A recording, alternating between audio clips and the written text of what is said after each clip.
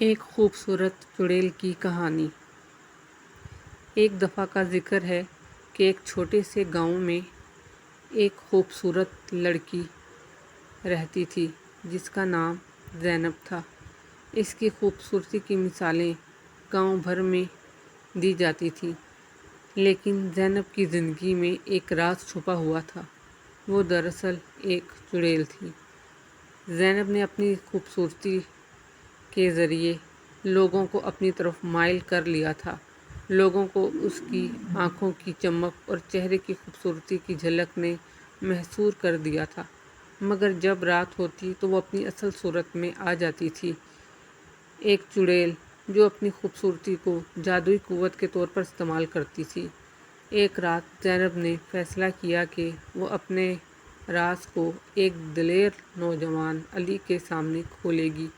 علی، جو کہ گاؤں کا سب سے بہادر لڑکا تھا، زینب کی خوبصورتی سے متاثر ہو چکا تھا، لیکن جب زینب نے اسے اپنی اصل صورت دکھائی تو علی نے اس کے دل کی گہرائی سے زینب کو معاف کیا۔ علی نے زینب سے کہا کہ جو بھی صورت ہو، محبت اور حسن صرف ظاہری نہیں بلکہ دل کی بات ہے۔ زینب نے علی کی دل کی سچائی اور نیک نیتی کو سراہا اور اس نے اپنی چڑیل کی حالت کو ختم کر دینے کا فیصلہ کیا۔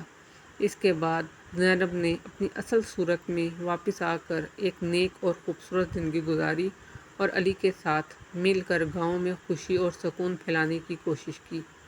یہ کہانی ہمیں سکھاتی ہے کہ حقیقت اور محبت میں جوش و خروش اور سچائی کی قوت ہوتی ہے جو ہر چیز کو بدل سکتی ہے۔